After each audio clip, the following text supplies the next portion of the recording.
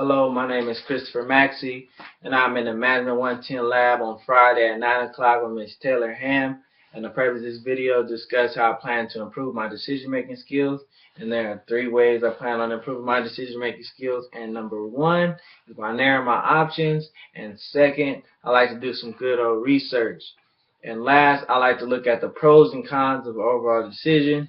So the first one I like to be talking about is by narrowing my options and making a decision. So according to wisebread.com, when more choices are presented to us, the greater difficulty is making the final decision. So like if you got a test and most likely it's A, B, C, sometime D and E. So most likely two or three of those answers are going to be just off the wall and wrong, and you might have 2 that are kind of similar, but 1 is right.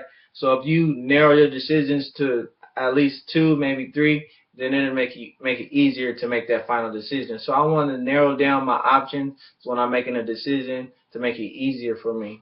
And the second way is by doing some research. So if I do some research and like read some books, maybe look on the internet, online, or read some magazines, it'll help me take some different approaches on different situations. So when I come across a hard decision, I'll be prepared. I'd already have seen it, and I'll be prepared to make that decision. And the last one is by looking at the pros and cons of things, because some decisions may just stick out because you can relate to it in some aspect or some way.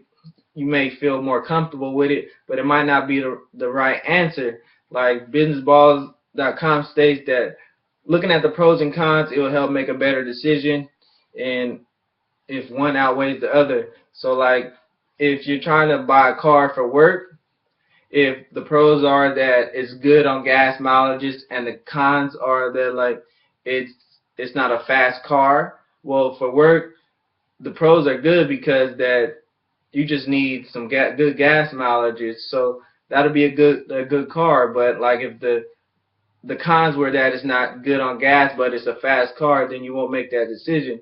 So if you look at the pros and cons, it can really help you make your final decision. So I plan on putting these into action soon. So like this next semester over the summer, so by the end of the 2015 semester, I plan on at least accomplishing one of them. So when the 2016 spring semester comes, I want to at least be starting on my second one. So when at the end, when I graduate in the spring, at the end of it, I plan on accomplishing all 3 of them, because in the field I plan on going into, in the business field, decision making is a big thing. And if I don't accomplish all 3 of these by the end of it, then I have failed my goal, and I don't want to fail my goal. So I need to start narrowing my options. I need to start looking at the pros and cons of things, and I need to do a lot of research because my decision making skills need some work. Thank you.